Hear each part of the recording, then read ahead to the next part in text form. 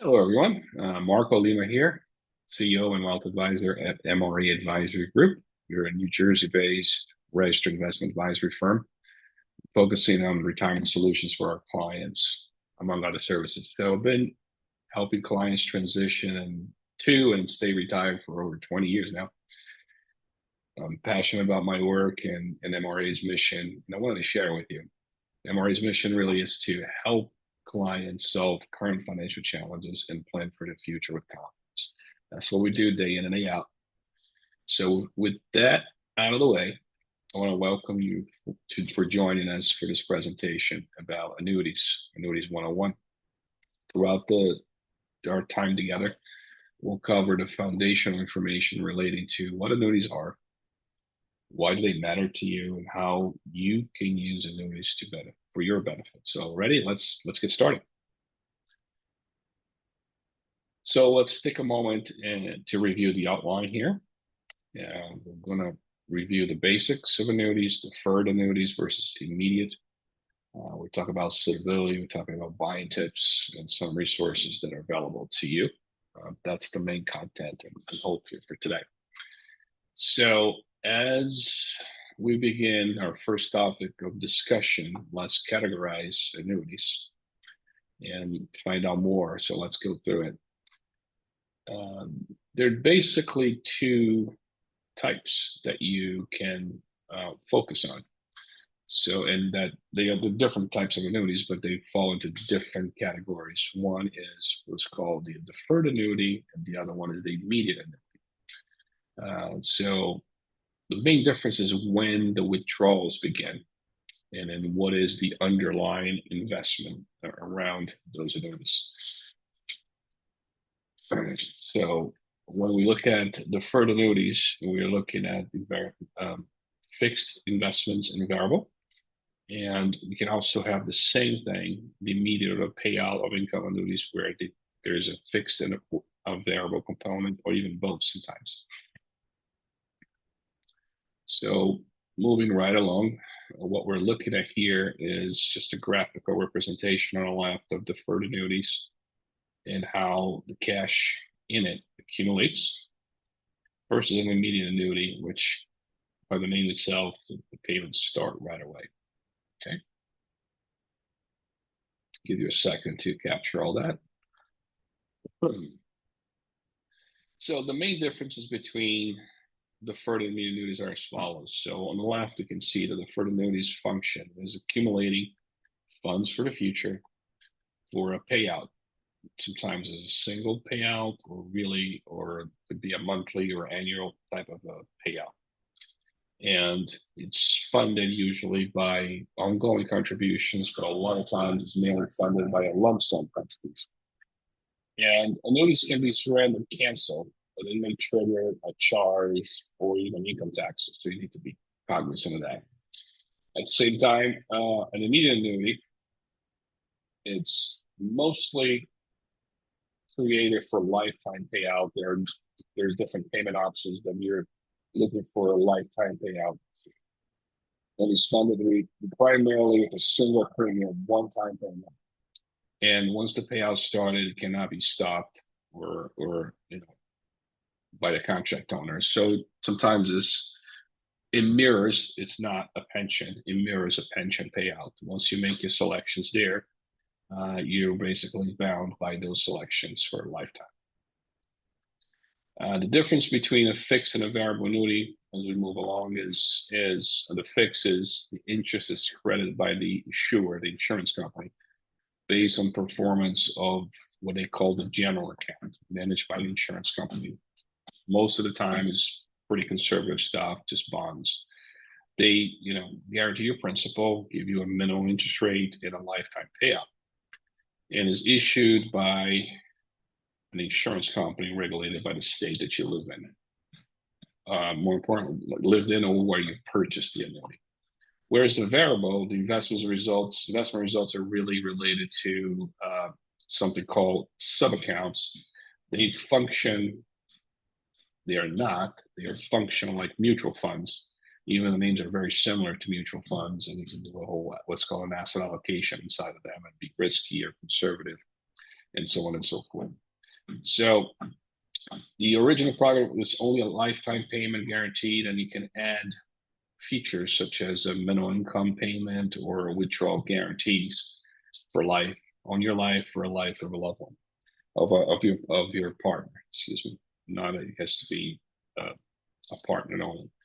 And variable annuities are regulated by both the state that you live in, as well as the state of issuance, as well as the SEC. So then, a minute ago, I just mentioned the investments inside of a variable annuity. They're like mutual funds. But let's talk about why they're different.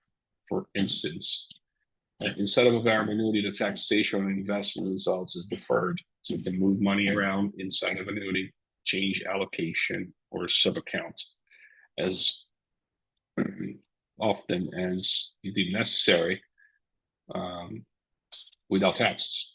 However, when the money comes out of the annuities, taxes ordinary income. The original product is only a life income guarantees, and like I said, you can add riders, what they call riders to it, to provide a minimal income or withdrawals. Whereas a mutual fund is um, there's no guarantees whatsoever, and the taxation is in a brokerage account outside of retirement is taxed every year at a capital gain ordinary gain level. If it's inside of an IRA or a traditional IRA or 401k, it taxes ordinary income, and if it's inside of a Roth, if you meet certain criteria, Roth IRA there is. If you meet certain criteria, you'll be tax free. So just to make sure the variable annuity is issued by the insurance carrier and regulated by the insurance of the state of insurance and the SEC. Mutual fund is regulated by the SEC. So bringing attention to the current slide, we're able to observe that unlike other income sources, immediate annuity payments can come from three sources. As we can see, a portion of the premiums that are paid go into what's called a survivorship pool, which is how those who live longer receive the subsidized payments for immediate annuities. As well as there's a return of principal in addition to investment income. Sort of like what's getting into the hood a little bit, giving you an understanding how the returns are derived inside of an immediate annuity. Now, this is a general example that is mainly here to highlight potential payout options. So we have three scenarios here: one a male, age 70, one a female, age 70, and then one is a couple, male and female in this case, both at the age of 70. When we look at, in this example, the one that would get the most money is the male at the age of 70. I'll talk about why in a minute. And if you look for just simply a 15-year minimum payout, it also gets more than everybody else. Whereas the female would get slightly lower now for both the yearly income and the 15 for life and the 15-year. And for a combined payout, even less, these two lives in here. So the reason for the male to get more is simply related to mortality tables. Men expected to live, women expected to live longer. So therefore, the insurance company may be hook for a longer payout before their payouts. Yeah, so men we tend to go first. So I guess a little more generous on the payout in the beginning. So I guess how long of a payment should you plan for? So this is all statistics, of course, and based on current mortality tables, but the current annuity mortality tables, the tool that they use to calculate payments, say that at the moment that 1 in 3 women and 1 in 5 men currently the age of 65 will live until the age of 90 or older. It's great news. So, but if you look at the data, the average of the people that I showed in the previous slides are less, are right there. So therefore, that's how they calculate on the mortality tables. That's all I'm talking about. So here, what I'm trying to illustrate or show you is how annuities can be a great addition to a retirement income strategy. And before going into the slide, really a couple of things to think about around the topic of retirement income. One, as you prepare your own plan or work with a planner, first question I answer is, what is the income? What's the budget? What you or your loved one would need on a monthly basis to survive? And what I mean by survive is not only survive, but excel, right? So what are your guaranteed expenses? Or what are your variable expenses or discretionary? What's that total? So when we use an annuity, we tend to use it in different scenarios. It's not something that is appropriate for everyone. That's why a thorough financial plan or a conversation that looks into the overall situation makes sense. But in this particular example, this individual is looking for $3,000 in monthly income, and he's already getting 50% of it from Social Security. And in this scenario, it was decided that approximately 30%, 29, 30% will come for an immediate annuity, and roughly 21 from variable sources, such as a 401k that's invested or a brokerage account that's invested in either mutual funds, ETFs, stocks, or what have you. So here, basically, what we're talking about is having approximately 80% of the income coming from guaranteed sources, which is phenomenal because now you're insulating yourself from most of market volatility, and you really only have to deal with only the 20% left to fulfill your variable expenses. So it's a great tool to reduce overall risk and add certainty and predictability to your retirement income.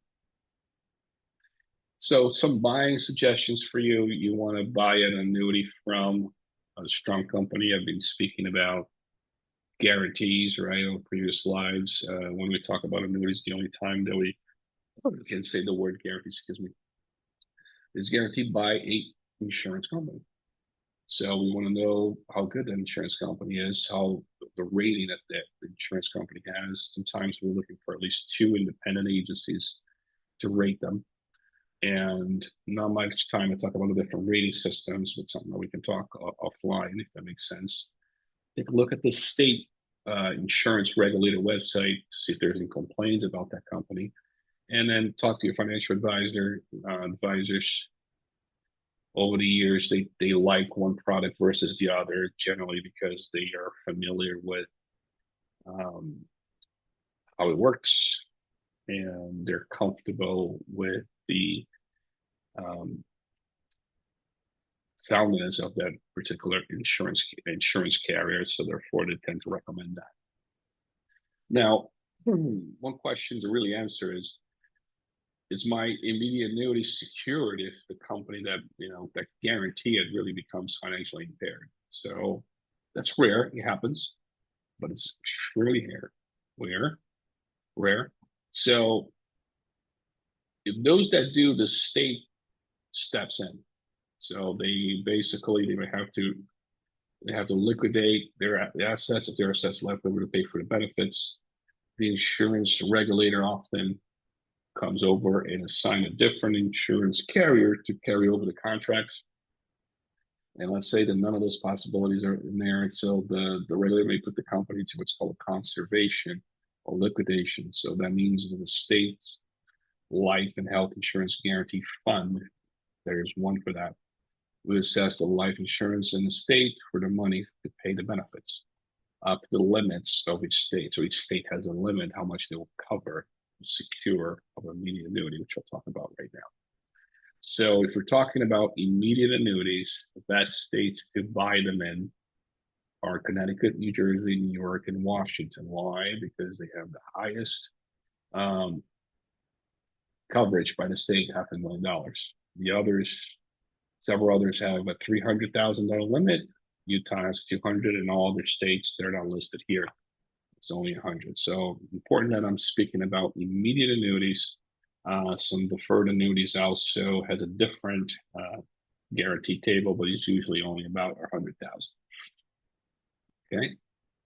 So This is a short presentation, I realize, but I just want to give you a teaser about annuities and how they could play a role in your retirement income strategy. I know we cover a lot today, but I hope you found the presentation to be valuable. So what should your next step be?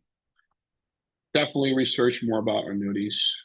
That's one. Two, I'm offering on behalf of myself and the team for you to take advantage of a complimentary consultation with me, you and a member of the MRA advisory group team. And what do you really expect from an initial conversation with us? It's very simple. A friendly and knowledgeable staff who understands your financial issues and has been doing this for several years. As I said earlier, personally, I've been doing this for over 23 years now in financial services for almost 30. Confidentiality about your financial situation.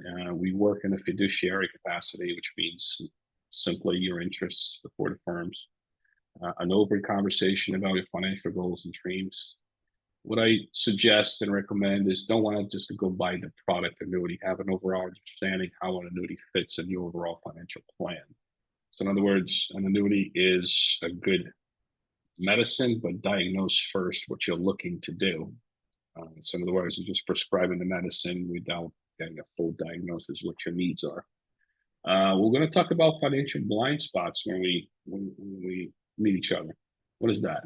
Those are things that you're not really currently seeing that could impact your ability to reach your financial goals. We'll talk about how we get compensated, how we can partner together to help you reach financial goals. And last but not least, please visit my page within mraadvisory.com, the website itself. And I invite you to check out my book on Amazon. It's titled Building Enduring Wealth for Retirement. It's a guide for achieving financial independence and for creating a faith-based financial plan. It's a short read. It's each chapter of the book, it really addresses one component, what I call the wealth builder mindset as it relates to retirement planning. So the goal there is to help readers create a systematic and repeatable process so they can retire to something instead of from something. So thank you. Have a blessed day. Please take a moment to read our disclosures, and we look forward to speaking with you in the near future. All right. Have a great day.